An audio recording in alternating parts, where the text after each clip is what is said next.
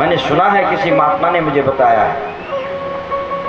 जैसे ही सुशीला जी ने द्वारिकाधीश का नाम लिया तो गदगद हो गए सुदामा जी। स्मरण हो आया द्वारिकाधीश का। हाँ देवी, हाँ, सामान्य मित्र ही नहीं, मेरे बाल सखा है, बहुत ही सुंदर मेरे मित्र हैं। तो क्या अभी कभी आपको मित्र की याद नहीं आती है? सुशीला जी कह रही हैं। सुदामा जी ने कहा, याद आती है और मैं मन ही मन उनका स्मरण कर लेता हूँ और मन ही मन उनसे मिल लेता हूँ। तो कर लो बात, मन ही मन बात कर लेता हूँ उनसे। जाने की क्या आवश्यकता है? जब मन ही मन बात हो गई तो क्या आवश्यकता जाने की? बाल कृष्ण लाल की जय। तो सुशीला जी ने कहा, सुशीला जी ने, ननु ब्रह्मन् भगवतः सखा साक्षात् श्रियपति ब्रह्मण्यस्य शरणश्च भगवान साधु सर्वः। तो साक्षात त्रिलोकी नारायण हैं, सामान्य नहीं है। आप कभी न कभी उनके पास जाना चाहिए, आपके मित्र हैं। पहले तो आपको दास्यति कुछ धन देंगे आपको, और नहीं न भी दें तो दर्शन तो हो जाएंगे, मिलना हो जाएगा। सुदामा जी ने कहा, देवी धन की लालसा से तो मैं कभी जा ही नहीं सकता। इतने दिनों बाद मैं अपने मित्र को मिलने जाऊंगा, वो भी किसी याचना से? नहीं, ये तो संभव नहीं। हाँ, ऐसे ही मिलने जा सकता हूं। तो सुशीला जी ने कहा कि हाँ हाँ, ऐसे ही तो जाओ, ऐसे भी जाए तो अच्छी बात है, मिलना हो जाएगा। किम पुनर्दर्शन स्पर्श पाद शौचासनादि भी दरस परस हो जाएगा। तो सुदामा जी तैयार हो गए। अयम ही परमो लाभो उत्तम श्लोक दर्शनम। पर किस बात पर, किस भावना से तैयार हुए? ये परम लाभ होगा, उत्तम श्लोक माने पुण्य कीर्ति, भगवान के दर्शन हो जाएंगे। इन दर्शनों के लालसा से सुदामा जी तैयार हो गए। लेकिन अप्यस्तुपायनम किंचित गृहे कल्याणी दीयताम। हे कल्याणी, घर में कोई भेंट के लिए कुछ वस्तु है तो दो। हाँ हाँ, ये व्यवस्था मैं अभी कर लेती हूँ। 4 घरों में गई और 4 मुट्ठी चावल ले आई। कोई पीला चावल, कोई सफ़ेद चावल, कोई लाल चावल, कोई छोटे चावल, इस प्रकार से 4। अच्छे खंडेन ताम बद्धा भरते प्राधा धनुस्मरण। एक फटे पुराने कपड़े में उसको बांध करके, है नहीं कुछ घर में कपड़ा तक, एक टुकड़ा तक नहीं है कपड़े का, फटे पुराने कपड़े में बांध करके सुदामा जी को दे दिया। और चले श्याम सुंदर से मिलने सुदामा, चले श्याम सुंदर से मिलने सुदामा, चले श्याम सुंदर से मिलने सुदामा, चले श्याम सुंदर से मिलने सुदामा। गाते गाते मग में हरे कृष्ण रामा, गाते गाते मग में हरे कृष्ण रामा, गाते गाते मग में हरे कृष्ण रामा, गाते गाते मग में हरे कृष्ण रामा। चले श्याम सुंदर से मिलने सुदामा, चले श्याम सुंदर से मिलने सुदामा, चले श्याम सुंदर से मिलने सुदामा, चले श्याम सुंदर से मिलने सुदामा। सुदामा जी चल पड़े। बहुत दिन हो गए रास्ते में। एक जगह एक नदी पड़ी और नदी के किनारे सो गए। भगवान ने सोचा सुदामा जी बहुत थक गए। और प्रातःकाल सुदामा जी की नींद खुली तो भगवान ने योग माया के द्वारा सुदामा जी को द्वारिका में पहुंचा दिया। नींद खुली सुदामा जी की तो अपने को द्वारिका में पाया। जब उठे तो भव्य महल, दिव्य नगरी। उठे तो देखा, पूछा सब, ये नगरी कौन सी है? बोले द्वारिका की नगरी है। अच्छा, तो द्वारिका नगरी, यहाँ हमारे कन्हैया कहाँ पर रहते हैं? कन्हैया? कौन से कन्हैया? मैं उनको कन्हैया ही बोलता हूँ। अरे उनका बचपन का नाम है श्री कृष्ण। अच्छा, अरे महाराज आप जिनका नाम ले रहे हैं उनका नाम ऐसे लिया जाता है क्या? बोले कैसा लिया जाता है? वो तो श्री श्री श्री 1008 है ना, द्वारिकाधीश श्री कृष्णचंद्र जी महाराज ऐसा बोला जाता है। ऐसे कन्हैया और ऐसे कृष्ण ऐसे थोड़ी बोला जाता है। ओहो, अरे हमें बचपन का अभ्यास है ना, तो मैं उनको, हम बड़े मित्र हैं बचपन के, तो मैं तो उनको ऐसे ही बोलता था संबोधित, कृष्ण कन्हैया कह करके मैं उनको बुलाता था संबोधित।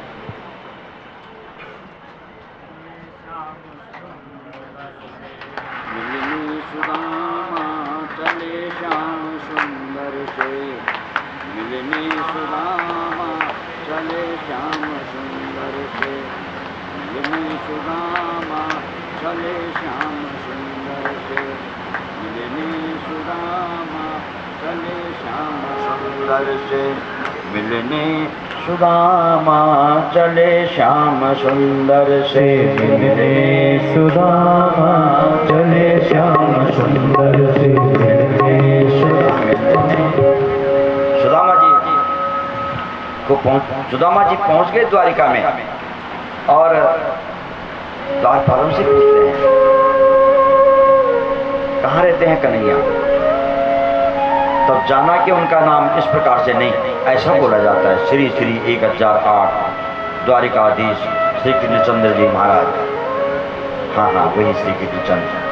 कहाँ पर मिलेंगे? तो आप बाबा यहीं पर रुको, हम सूचना दे आते हैं अंदर। भगवान अंतपुर में विराजमान हो रहे थे, द्वारपाल अंदर गए 60 ड्यूटी पार करके, 7 देहली पार करके भगवान 7वें में विराजमान होते हैं। वहाँ विराजमान थे अंतपुर में। और द्वारपाल जब पहुंचा अंदर तो भगवान ने कहा क्या बात है? बोले महाराज एक विपन्न ब्राह्मण आया है कोई, है ना? विपन्न ब्राह्मण? क्यों, कैसा विपन्न ब्राह्मण? तो द्वारपाल बोल पड़ा, शीश पगा न जगाता हूँ।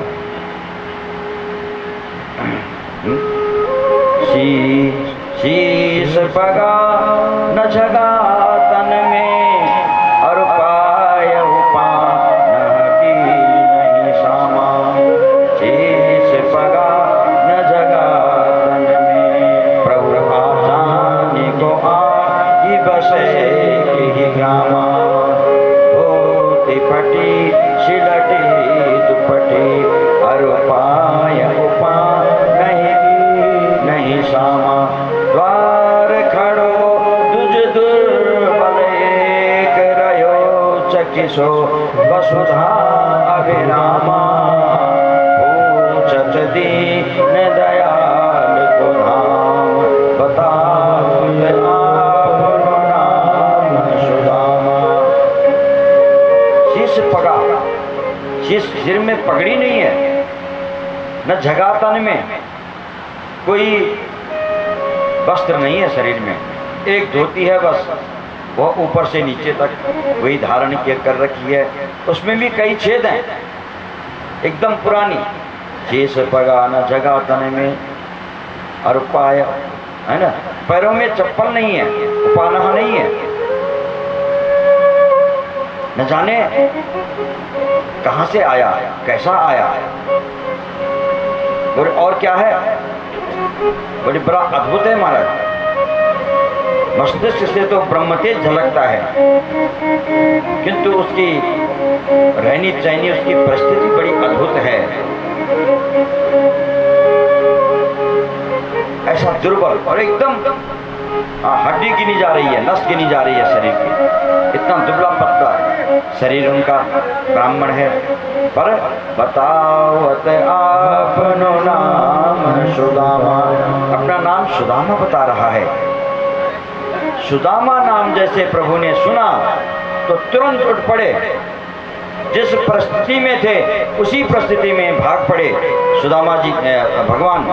और कहीं भगवान का उत्तरीय वस्त्र गिरा, कहीं बंसी गिरी, कहीं कुछ पड़ा, कहीं कुछ पड़ा, और भगवान सीधे सातों दरवाजों को पार करके, सातों दरवाजों पर जो द्वारपाल थे वो भी बड़े भयानक, वो भी बड़े अचंभित, भगवान को क्या हो गया, क्यों भगवान इस प्रकार से भाग रहे हैं, क्यों जा रहे हैं। पीछे सभी दौड़ते हैं। भगवान जाते जाते बाहर पहुंचे और जैसे सुदामा जी को देखा भागते हुए, सुदामा जी को सीधे अपने अंक में भर लिया, बाहुओं में भर लिया, है ना।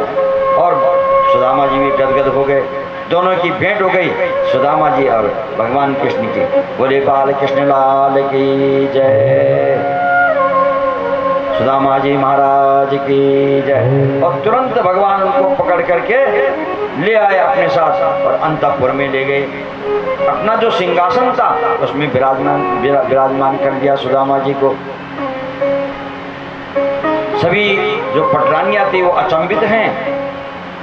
किम अनेन कृतम पुण्यम अवधूतेन भिक्षुणा, इस भिक्षुक ने क्या पुण्य ऐसा किया होगा, स्वयं द्वारिकाधीश इसको अपने सिंहासन में विराजमान करवा रहे हैं। ऐसे सुदामा जी, भगवान ने इतना बड़ा स्वागत उनका किया। धूपैर सुरभिर्मित्रैः फल प्रदीपावलिभिर्मुदा, भगवान ने धूप दीप नैवेद्य आदि से उनकी पूजा की सुदामा जी, और कहा कि इनके चरण धुलने हैं। रुक्मिणी जी को कहा आप जल लाओ, परात लाओ, सुदामा जी के चरण धुलने हैं। तो रुक्मिणी जी तो चली गई जल लेने के लिए और परात लेने के लिए, थाली लेने के लिए, लेकिन यहाँ भगवान ने चरण जैसे लिए हाथों में, तो वहाँ कांटे ही कांटे चुभे हुए थे। प्रभु रो पड़े, अश्रुधारा बह पड़ी। ऐसे बेहाल बेवायन सो पग कंटक जाल लगे पुनि जोए, हाय महा दुख पाई सखा तुम आई ते न दिन खोए, देखत दीन दयाल बुधान सतावत, देखी सुदामा की दीन दशा, करुणा करके करुणा निधि रोए, पानी परात को हाथ छुयो, नहीं नैनन के जल सो पग धोए।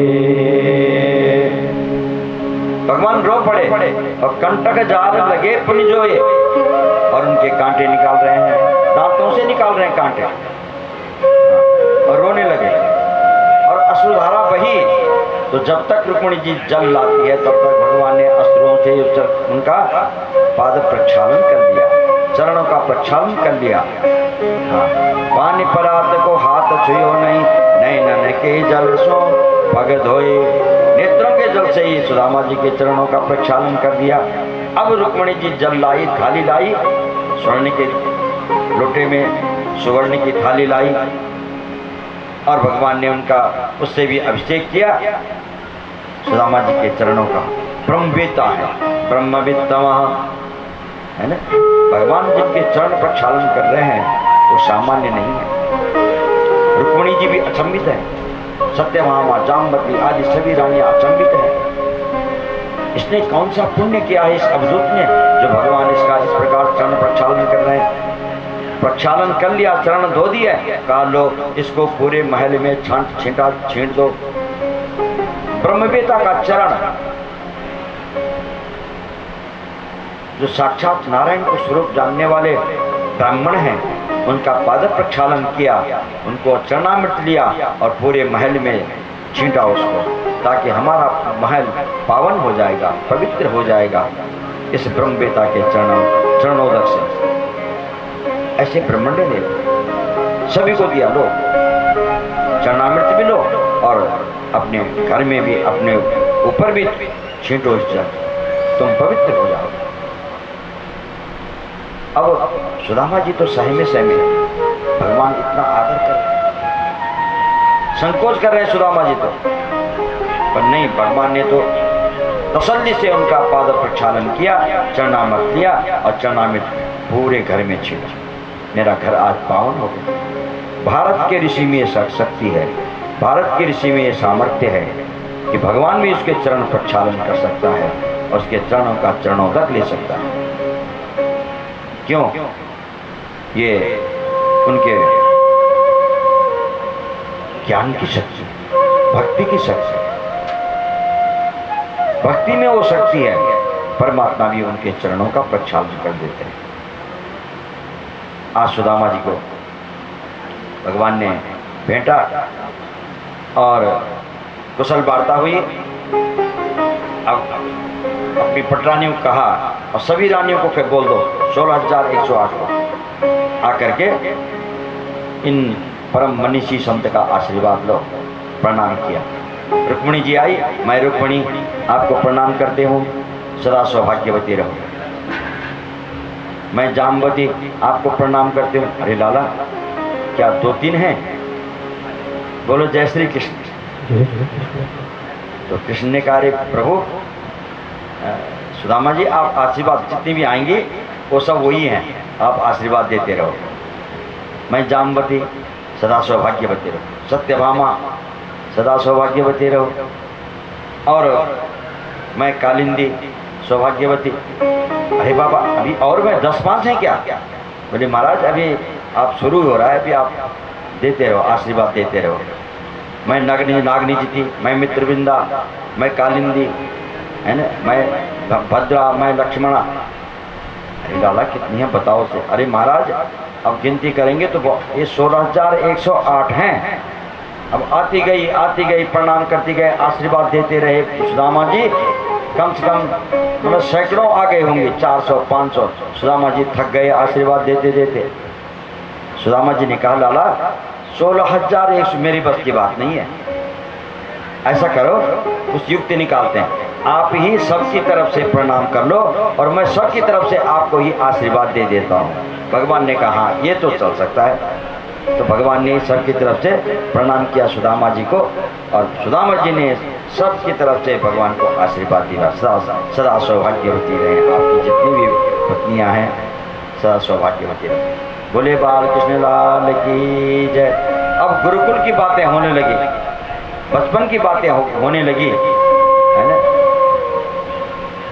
गुरुकुल में क्या क्या हम लोगों ने अपना जीवन कैसे बिताया, गुरुजी की आज्ञा का पालन कैसे किया, गुरुजी की क्या क्या सेवा की, सब प्रसंग बताए। एक दिन हम लकड़ी बीनने गए थे, गुरु माता ने हमको चने दिए थे। उस दिन अत्यंत वर्षा हुई, हम जंगल में ही रह गए थे, और वहाँ जंगल में जब रात्रि हो गई तो वापस नहीं आ सके। भयानक वर्षा हुई और रात्रि में ठंड से आग के दांत जो है ठिठुर रहे थे। अब सुदामा जी ने सोचा ये तो कुछ पोल पट्टी खोलने वाले हैं, तुरंत प्रसंग बदल देते हैं। भगवान ने कहा नहीं नहीं नहीं, इससे बढ़कर प्रसंग नहीं। तो बात चल रही है आपस में, लेकिन दोनों की तीसरे के पल्ले कुछ नहीं पड़ता है। दोनों मित्रों के अपने बचपन की बात चलती है, तो तीसरा क्या समझे उस बात को कि कैसी ठंड हुई थी, कैसे दांत किटकिटाए थे। दांत क्यों किटकिटाए थे? भाई चने बुकाए चुपके चुपके से सुदामा जी ने, क्या पता इसीलिए दरिद्री हुए होंगे। बोलो जय श्री कृष्ण। हाँ, अकेले भुंजनते ते त्वगम पापा ये पचन्ते आत्मकारना। जो अकेले खाता है वो तो पाप को ही खाता है, न जाने इसीलिए दरिद्र हुए हो। कौन जानता है? भगवान की लीला है, उसकी लीला कोई नहीं जानते। पर महाराज आप जब, अब आप बताओ, ननु ब्रह्मन् गुरुकुलात् भवता लब्ध दक्षिणा समावर्तेन धर्मज्ञं भार्योगा सदृशी नवा। आपने विवाह किया कि नहीं? तो सुदामा जी ने कहा आपकी भाभी ने ही मुझे यहाँ भेजा है। अरे भाभी ने भेजा है, तब तो भाभी ने कुछ मेरे लिए भेंट जरूर दी होगी। वो पोटली थी, भगवान देख रहे हैं कांख में जो है पोटली दबाए हुए हैं, शर्म के मारे संकोच कर रहे हैं, नहीं दे पा रहे हैं चावल की पोटली। तो भगवान ने जबरदस्ती छीन ली वो पोटली और कहा पत्रम पुष्पम फलम तोयम यो मे भक्त्या प्रयच्छति। अच्छा, ये हमारे लिए भी ज्ञान है, भगवान पदार्थों के भूखे नहीं हैं। बोलो जय श्री कृष्ण। हाँ, हम भगवान को क्या पदार्थ दे सकते हैं? भगवान को पदार्थ नहीं चाहिए। भगवान को तो क्या चाहिए? मन का जो है कोमल भाव चाहिए। भाव का भूखा हूँ मैं, भाव ही बस सार है। भाव का भूखा हूँ मैं, भाव ही बस सार है। भाव से मुझको भजे तो भव से बेड़ा पार है। भाव से मुझको भजे तो भव से बेड़ा पार है। अन्न धन अर वस्त्र भूषण कुछ न मुझको चाहिए। अन्न धन और वस्त्र भूषण कुछ न मुझको चाहिए। आप हो जाए मेरा बस यही मेरा सत्कार है। आप हो जाए मेरा, यही मेरा सत्कार है। भाव जिस मन में नहीं उसकी नहीं चिंता मुझे। भाव जिस मन में भाव नहीं है उसकी चिंता नहीं मुझे। भाव जिस मन में नहीं उसकी नहीं चिंता मुझे। भाव जिस मन में नहीं उसकी नहीं चिंता मुझे। भाव वाले भक्त का भरपूर मुझ पर भार है। भाव वाले भक्त का भरपूर मुझ पर भार है। भाव वाले भक्त का भरपूर मुझ पर भार है। भाव वाले भक्त का भरपूर मुझ पर भाव है। बांध लेते भक्त मुझको प्रेम की जंजीर में। बांध लेते भक्त मुझको प्रेम की जंजीर में। इसलिए इस भूमि में होता मेरा अवतार है। इसलिए इस भूमि में होता मेरा अवतार है। भाव का भूखा हूँ मैं, भाव ही बस सार है। भाव का भूखा हूँ मैं, भाव ही बस सार है।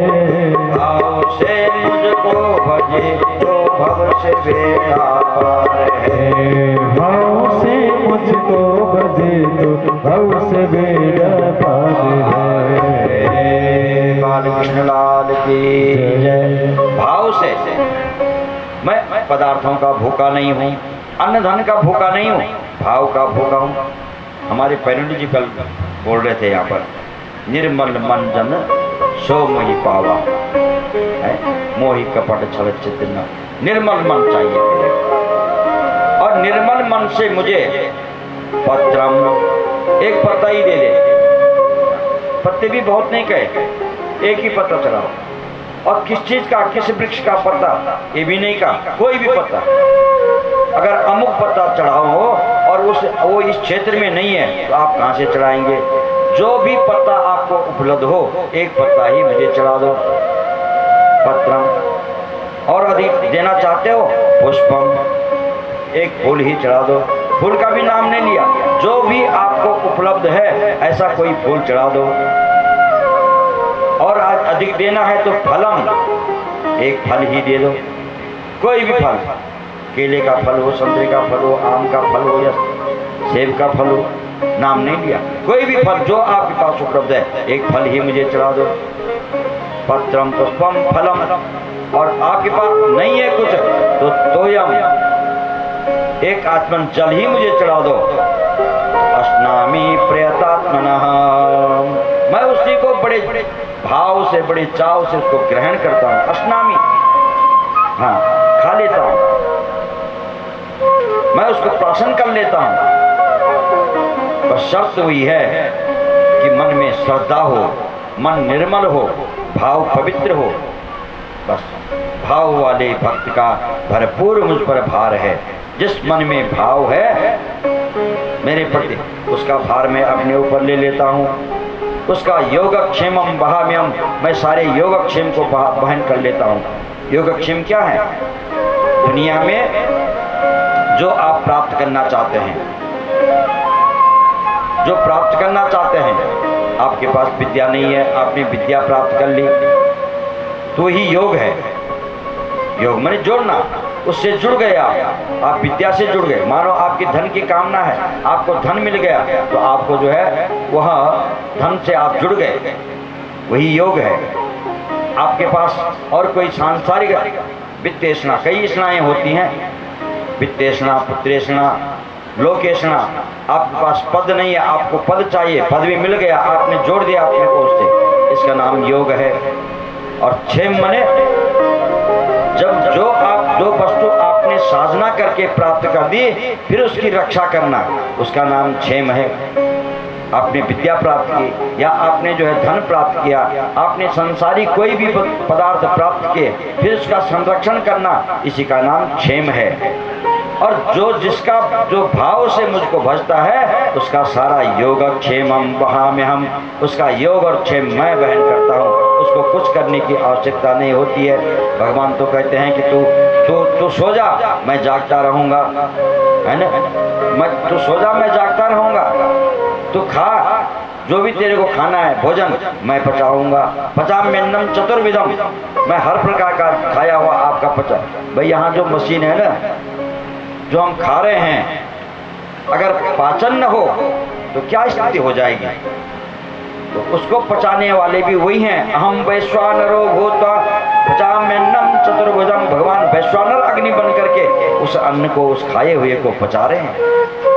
तो योगक्षेमम वहाम्यहम गलत कहा क्या भगवान ने गीता में? वो तो सूत्र हैं, जो आप करेंगे, जो आप प्राप्त करेंगे, उसकी रक्षा करना मेरा काम है, यही योगक्षेम है। बोलो जय श्री कृष्ण। योगक्षेमम सारा मैं वहन कर लेता हूँ। तो पदार्थों के भूखे नहीं, मैं तो भाव का भूखा हूँ। और भाव से भाभी जी ने ये चावल जो है एक मुट्ठी भेजी है। और चावल सज्जनों, चावल सत्कर्म का सूचक है। चावल सबसे बड़ा सत्कर्म का पदार्थ है, इससे बढ़कर हमारे पास कोई पदार्थ नहीं। हाँ, भाभी ने चावल भेजे और छीन ली भगवान ने, वो फूट लिया, वो गिर गए नीचे, फट गई वो फूट। एक मुट्ठी उठाई, अनेन विश्वात्मा तृप्यताम, इससे विश्व की आत्मा तृप्त हो जाए। और भगवान ने एक लोक की संपदा सुदामा जी को प्रदान कर दी। दूसरी मुट्ठी उठाई और दूसरी मुट्ठी मुंह में डाली, और अनेन भगवान ने कहा दो लोग की संपत्ति भगवान ने सुदामा जी को प्रदान कर दी। तीसरी मुट्ठी भी खा रहे थे, भावना में बह रहे थे, रुक्मिणी जी ने हाथ पकड़ लिया और क्या कहा, प्रभु अब प्रसाद हमारे लिए भी रहने दो। जय श्री कृष्ण। ये तो संत का प्रसाद है ना? कहना ये चाहती थी कि त्रैलोक्य की संपत्ति सुदामा जी को दे दोगे तो अपने आप कहाँ रहेंगे, लेकिन निमित्त बनाया प्रसाद। ये जो सुदामा जी का लाया हुआ जो प्रसाद है ना, ये हमें भी बांटो। हाँ, भगवान ने कहा बिल्कुल। फिर भगवान ने वो प्रसाद सबको बांटा, सब रानियों में बांटा, लो एक एक दाना सबको दिया। ये प्रसाद संत का दिया हुआ प्रसाद भगवान स्वीकार कर सब रानियों को दिया। धूपै सुरभिर्मित्रै प्रदीपावलिभिर्मिदा मुदा। धूप दीप से भगवान ने सुदामा जी का पूजन किया और रात्रि विश्राम किया वहां पर सुदामा जी। एक रात्रि मात्र विश्राम किया और किया तो प्रातः काल स्नान ध्यान करके अपना नित्य कर्म करके सुदामा, भगवान ने सुदामा जी को जो देना था वो दे दिया, लेकिन प्रत्यक्ष कुछ नहीं दिया। इसका तात्पर्य क्या है? भगवान प्रत्यक्ष में भी देते हैं और परोक्ष में भी देते हैं। बोलो जय श्री कृष्ण। आपके पास जो संपत्ति आई, अब हम सही कहेंगे कि हमारी बुद्धि चातुर्यता है, नहीं, वो प्रत्यक्ष में या परोक्ष में भगवान ही आपको दे रहे हैं, है ना? तत्तेनुकंपाम, ब्रह्मा जी भगवान की जब स्तुति करते हैं, ब्रह्मा से बढ़कर तो कोई नहीं है, भगवान के बाद उन्हीं का नंबर आता है, ब्रह्मा जी का। वो कह रहे हैं तत्तेनुकंपाम सुसमीक्षमाणो भुंजानये बात्मिकृतं विपाकं हृदवाक्पूर्भिद् नमस्ते जीवेति यो मुक्तिपदे सदाय भाक। आपकी अनुकंपा का, आपकी कृपा का हर समय हम अनुभव करें, हर समय सुसमीक्षमाणो, ऐसा अनुभव करें बस ये जो हो रहा है भगवान की कृपा से हो रहा है। और भुंजान ए बात कृतम विपाकम, और जो कुछ भी हमें मिला है प्रारब्ध से उसी में हम संतोष करें। वो भी भगवान ने हमको दिया है जितना हमारे प्रारब्ध में होगा, है ना। और हृदय बाग बपोर बेदन नमस्ते, हृदय से गदगद हृदय से, है ना, पुलकित शरीर से और गदगद पानी से हम भगवान का स्मरण करें, ध्यान करें, चिंतन करें, स्तुति करें। बेदन नमस्ते जीवेतियो मुक्ति पदे सदाय भाग, वो जीते जी भगवान के क्या कृपा का ऐसा अधिकारी बन जाता है जैसे पिता की संपत्ति का पुत्र अधिकारी अपने आप बन जाता है। कुछ करना नहीं पड़ता पुत्र को, पिता की संपत्ति अपने आप जो है पुत्र के नाम में हो जाएगी, कोई भी संपत्ति। ऐसे ही हम भगवान की कृपा का अनुदर्शन करें, भगवान का ही स्मरण करते चलें, तो उसकी संपत्ति के हम भी अधिकारी बन जाएं। जैसे पिता की संपत्ति का अधिकारी पुत्र बन जाता है, तो हम भगवान की संपत्ति के अधिकारी बन जाएंगे। बोलो जय श्री कृष्ण। तो शर्त एक है, श्रद्धा और विश्वास से हम उनका भजन करें, घर में गोपाल जी की स्थापना करें और गोपाल जी को नित्य प्रति भोग लगाएं, थोड़ा आरती कर लें, है ना। ज़्यादा देवता न हो, कोई जन एक ही साधे सब सदे, सब साधे सब जाए रख करके नित्य प्रति उनका स्नान करें, उसका चरणामृत लें गोपाल जी का और भोग लगा दें। जो भी आपके पास उपलब्ध हो, केवल सात्विक वस्तु का ही भोग लगाएं। भोग में सात्विक वस्तु, जैसे तामसिक भोजन है उसका भोग नहीं लगाया जाता है। प्याज है, लहसुन है या अन्य तो की बात तो छोड़ ही दीजिए, इनका भोग नहीं लगता है। भोग तो एकदम सात्विक भोजन का लगेगा और शुद्धता से लगेगा। हम स्वयं को शुद्ध होना चाहिए, पवित्र भाव, है ना। ऐसा नहीं तो हम कुछ जैसे पंचमेवा है उससे भी हम भोग लगा सकते हैं। हमारे पास अगर ऐसा भोजन नहीं है भोग लगाने योग्य, वैसे तो हमको भोग लगाने योग्य भोजन बनाना चाहिए। बोलो जय श्री कृष्ण। जिसका हम भोग लगा सकते हों, है ना। नहीं तो हम एक रोटी ही बना दें, हाँ, घी में एक रोटी बना दें, उसी का भोग लगा दें। ये भी संभव नहीं तो हम पंचमेवा का भोग लगा दें, तो भगवान जहाँ भी बैठे होंगे, जहाँ भी बैकुंठ में, साकेत में, वहीं भोग लगा देंगे और हम पर प्रसन्न हो जाएंगे। बाल कृष्ण लाल की जय। ये नित्य प्रति होना चाहिए। जैसा भोजन आवश्यक, जैसा नहाना आवश्यक जरूरी है, हमको नहाना जरूरी है, हमको भोजन करना जरूरी है। अरे एक बार क्या, हम तो तीन बार, चार बार भोजन कर रहे हैं, तो भगवान को कम से कम सुबह शाम तो भोग लगाना ही चाहिए ना। बोलो जय श्री कृष्ण। सुबह शाम से भोजन भोग लगाना ही चाहिए, है ना। और गृह स्वामी अगर इस पर मनन नहीं करते तो गृह लक्ष्मी को तो अवश्य ही करना चाहिए। बोलो जय श्री कृष्ण। ये आपका नित्य कर्म होना चाहिए। आपका शरीर पावन हो जाएगा, आपका घर पावन हो जाएगा और आपके यहाँ रिद्धि सिद्धि हर प्रकार की संपत्ति स्थिर हो जाएगी। योगक्षेमम वहाम्यहम्। भगवान कहते हैं मैं सारी जो आपने संपत्ति बना रखी है, कर रखी है, उसका योगक्षेम मैं वहन करूँगा, उसकी रक्षा मैं करूँगा। बाल कृष्ण लाल की जय। तो सुदामा जी, तो चावल सुदामा जी को भगवान ने संपत्ति दे दी और अब सुदामा जी चल पड़े। भगवान ने जय श्री कृष्ण, सुदामा जी ने, भगवान ने भी जय श्री कृष्ण कहा और विदाई दे दी। हाँ, आपको एक पीताम्बर दिया था रात्रि में बदलने के लिए, तो उसको भी रख जाइए। बोलो जय श्री कृष्ण। हाँ, आप लोग इधर ध्यान दें, आने वाले आएंगे। तो कहने का मतलब यह है कि भगवान ने एक फूटी कौड़ी भी सुदामा जी के हाथ पर नहीं दी और सुदामा जी के मन में भी कोई कल्पना नहीं, कोई कामना नहीं कि मुझे कुछ नहीं दिया। नहीं, अब देखो सुदामा जी क्या सोच रहे हैं। वाहम दरिद्र पापियान व कृष्ण श्रीनिकेतन ब्रह्मबंधुर्तिस्माहम बाहुभ्याम परिरंभिता। कहाँ तो मैं पापी, कहाँ मैं दरिद्री। वाहम दरिद्र पापियान। सुदामा जी अपने को दरिद्री कह रहे हैं, अपने को पापी कह रहे हैं। तो कृष्ण श्रीनिकेतन, कहाँ श्रीनिवास श्री कृष्ण, और उन्होंने मुझे बाहों में बांध दिया, जकड़ दिया, भेंट दिया मेरे को। कितने महान हैं मेरे कृष्ण। भगवान की महिमा कितनी अद्भुत है, कितनी महानता है प्रभु की, है?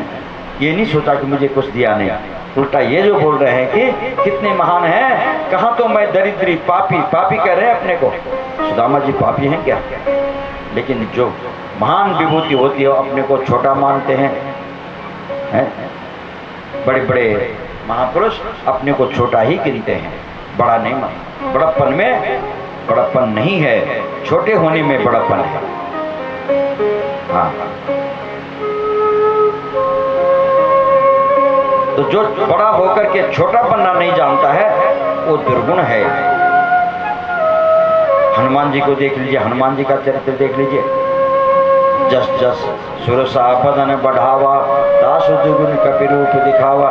सुरसा जैसे जैसे बदन बढ़ाती है तो यहाँ हनुमान जी उससे भी दुगुना रूप शरीर बना लेते हैं, बढ़ा देते हैं। और सत योजन ते ही आनन के ना तुरंत पवन सुत क्या करते हैं, वो चाहते तो 200 का भी बन जाते और बन जाते, लेकिन वो तुरंत लघु रूप बन गए, छोटे बन गए और अंदर भी चले गए, बाहर भी आ गए। छोटे बनने में बड़प्पन है। बाल कृष्ण लाल की जय। हमारे भाई साहब देवी प्रसाद जी आपके पोते सहित आप यहाँ पर आए, कल्याण हो, पोता भी पोती भी कल्याण हो सबका। बाद में आना आशीर्वाद देने के लिए। तो सुदामा जी बड़े विनम्र हैं, अपने को पापी कह रहे हैं। गोस्वामी जी कहते हैं मौसम कौन कुटिल खल कामी। तो क्या गोस्वामी जी कुटिल हैं, खल हैं, कामी हैं? नहीं। हनुमान जी ये भी कहते हैं कि प्रात ले जो नाम हमारा, तादिन ताई न मिलई आहारा। प्रात ले जो प्रात ले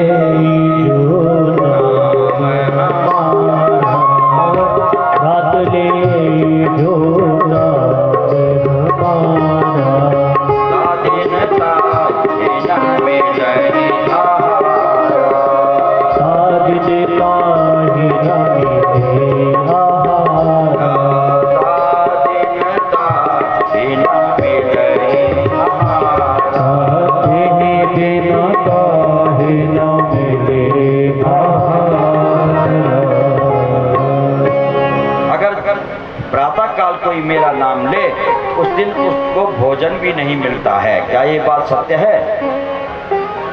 अरे हनुमान जी का नाम लेने से तो हमारे सारे संकट टल जाते हैं। भगवान हनुमान जी का नाम है संकट मोचन, सारे संकट मुक्त हो जाते हैं, टल जाते हैं सारे। और हनुमान जी कह रहे हैं कि उस दिन उसको आहार ही नहीं मिलता, भोजन ही नहीं मिलता है।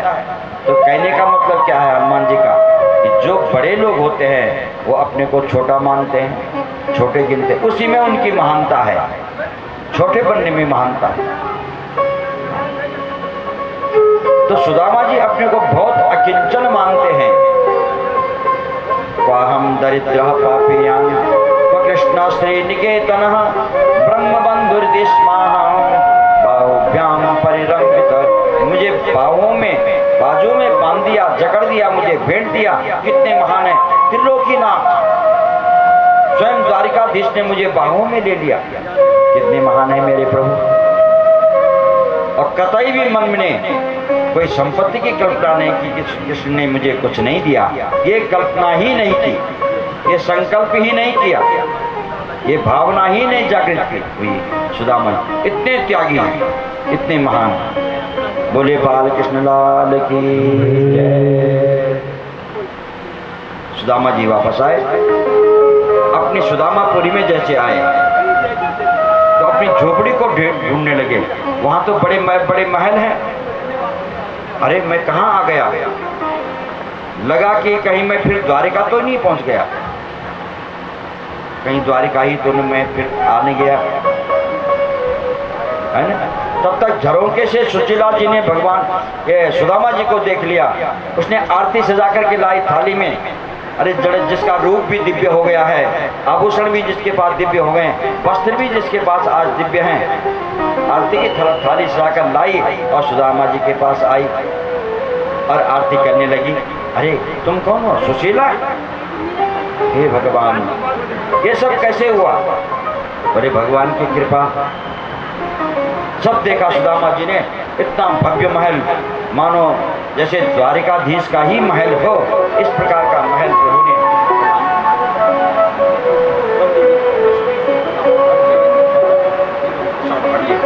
श्री श्रीमान देवेंद्र प्रसाद भट्ट जी, बहुत बहुत सादर अभिनंदन, आपका साधुवाद, आपको बहुत बहुत साधुवाद भट्ट जी, आपका, आप पधारे हैं, आपका अभिनंदन, स्वागत है आपका। हमारे तो सुशीला जी ने कहा, ये भगवान की कृपा। भगवान ने कहा, सुदामा जी ने कहा, अच्छा देवी, तो तुमको धन चाहिए था, तुमको धन मिल गया, और मुझको प्रभु के दर्शन चाहिए थे, मुझे प्रभु के दर्शन मिल गए। अब तुम इस धन का उपभोग करो। ये जो क्या है, सोना है, चांदी है, इसका दाल बनाओ, भात बनाओ, वो जो हीरे मोती ये हैं, इनका छौंका लगाओ और मैं चलाया। कहने का मतलब है कि अरे ये सब किस उपयोग का, आप इसका उपभोग करो और मैं चला जंगल को। सुशीला जी ने कहा, प्रभु, क्योंकि सुशीला तो सुशीला है, सुंदर जिसके शील सदाचार हैं उसका नाम सुशीला। हाँ, हमारी सुशीला बहन भी यहाँ पर विराजमान है, रोज आती है, कतार में बैठे हो, उसी जगह पर बैठ जाती है। बहुत बहुत प्रणाम आपको। नौटियाल जी, हमारी सुशीला नौटियाल जी आती है, वहीं पर बैठते हैं और चाव से सुनते हैं, वही तो सुशीला। सुंदर शील सदाचार जिसके, उसका नाम सुशीला। ऐसी सुशीला जी ने कहा कि प्रभु, आप जब यहाँ नहीं रहेंगे तो मेरा क्या काम, मैं भी चलती हूँ आपके साथ वन में। जाने लगे तब तक पीछे से आवाज आ गई, सुदामा जी। तो सुदामा जी ने मुड़ के देखा तो वहाँ बोले द्वारिकाधीश खड़े हैं। बोले द्वारिकाधीश भगवान की। अरे सुदामा जी, मैं तुमको त्रिलोकी का साम्राज्य भी दे दूं, इंद्र की पदवी भी दे दूं, तुमको अभिमान नहीं होगा। तुम इस संपत्ति का उपभोग मत करो, मेरा प्रसाद जान करके इसका उपयोग करो। ये मैंने तुमको प्रसाद रूप में दिया है, मेरा प्रसाद जान करके इसका उपभोग करो और तुम्हें कोई परेशानी नहीं होगी। देखो, उपभोग करना बंधन कारक है, उपयोग करना कल्याण कारक है। संपत्ति का उपभोग नहीं, उपयोग करना चाहिए, सदुपयोग। अच्छे कर्म कामों में दान करो, धर्म करो, पुण्य करो, कथा करो, वार्ता करो, भागवत करो, है ना, अन्य सहाय असहायों की सेवा करो, दीन दुखियों की सेवा करो, समाज की सेवा करो। समाज की सेवा में धन लगाओ, अगर आपके पास है, भगवान ने दिया है, तो किसी न किसी उस रूप में उसका सदुपयोग होना चाहिए, दुरुपयोग नहीं। तो सुदामा जी, तुम इस धन का सदुपयोग करो, इस संपत्ति का, तुम्हें अभिमान नहीं आएगा, मेरा प्रसाद जान करके इसका उपयोग करो। सुदामा जी चरणों में प्रणिपात हुए, प्रणाम किया भगवान को और भगवान अंतर्धान हो गए। बोले बाल कृष्ण लाल की जय। जय रामो हन कृपा करके दर्श अपने दिखा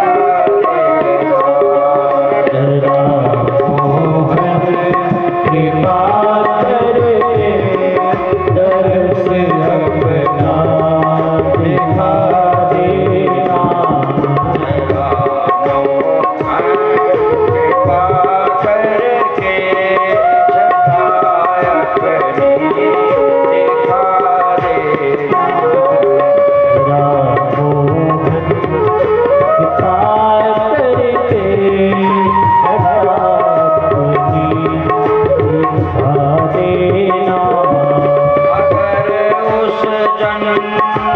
में मुझको बनाना देखो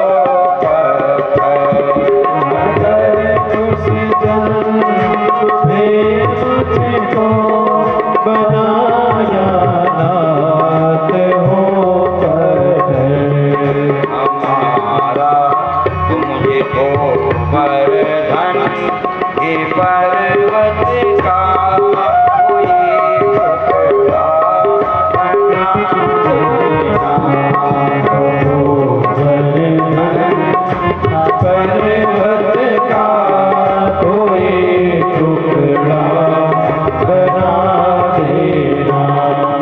अगर उस जन्म में मुझको बनाना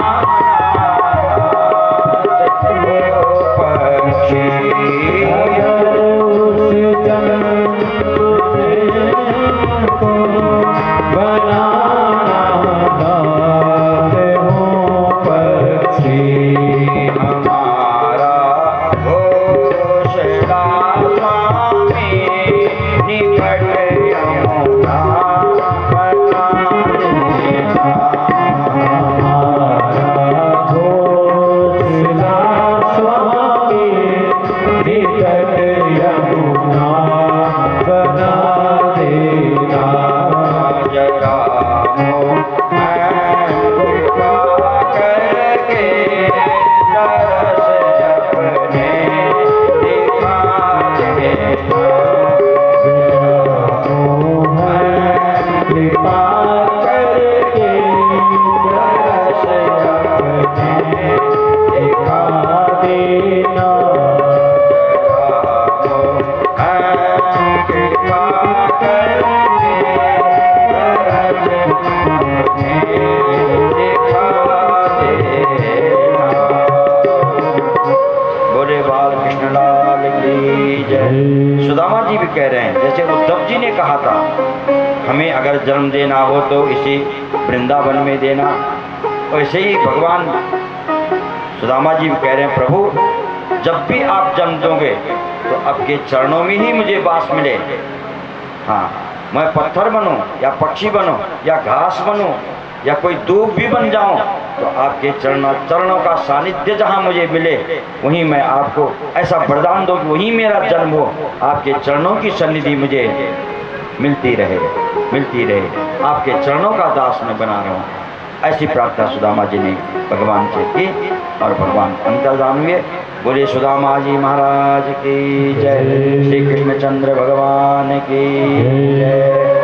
अथैकदा द्वारवत्यां वसतो रामकृष्णयो सूर्योपरागासु महान् आसीत् कल्पक्षये पुनः।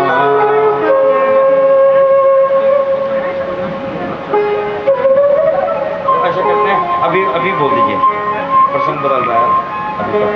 हमारे राम लखन जी आपके समक्ष आप सभी का के स्वागत में, आप सभी का केवल भूमिका में नहीं, सीधे आप स्वागत में पूज्यपाद व्यास जी के श्री चरणों में नमन करते हुए, सभी विप्रवृंदों को नमन करते हुए, अपने सभी पितरों को, आवाहित पितरों को नमन करते हुए और सभी मातृशक्ति को नमन करते हुए और जितने भी अतिथिगण आए हैं, भक्तगण आए हैं, मैं इन सबको प्रणाम करता हूँ, आप सबका अभिवादन करता हूँ, आप सबका आभार व्यक्त करता हूँ कि आप इतनी आंधी तूफान बारिश को देखते हुए भी आप यहाँ मंडप में आए हैं। आपने हमारे ऊपर बड़ी कृपा की। आप सबका हार्दिक स्वागत और अभिनंदन। मैं यहाँ पर स्वागत करना चाहूँगा योगेंद्र सिंह बिष्ट जी एवं श्रीमती उर्मिला बिष्ट, दोनों आए हुए हैं। माननीय संजय जोशी जी सपत्नीक सपरिवार बच्चों के सहित आए हैं। ओएसडी मुख्यमंत्री हैं, मैं आपका भी हार्दिक स्वागत करता हूं। श्री सुनील उनियाल जी मोथरावाले से आए हैं। श्री लक्ष्मी प्रसाद पैनोली जी विकास नगर, श्री बलदेव सकलानी जी सपत्नीक एवं अलकापुरी से आए हैं, इनका भी स्वागत। श्री सुनील त्यागी जी कर्नल ब्राउन के प्रधानाचार्य हैं, जोरदार ताली हो जाए साहब के लिए, सपत्नीक आए हैं, आपका भी स्वागत। श्री अनिल शर्मा जी, पत्नी श्रीमती अंजलि शर्मा जी, आपका स्वागत। श्री शिव प्रसाद नोटियाल जी विकास नगर से आए हैं। सपत्नीक आपका भी स्वागत, श्रीमती बड़ोवाला से आपका भी स्वागत है। पवन कुमार जी गोविंदगढ़, श्री आज्ञाराम सैनी जी रिटायर्ड शिक्षक हैं फतेहपुर से, श्री रमेश चंद्र सैनी जी उद्यान अधिकारी रहे हैं फतेहपुर से आए हैं, मोहित श्री बोहेश भट्ट जी वर्णी जैन इंटर कॉलेज में प्रवक्ता हैं।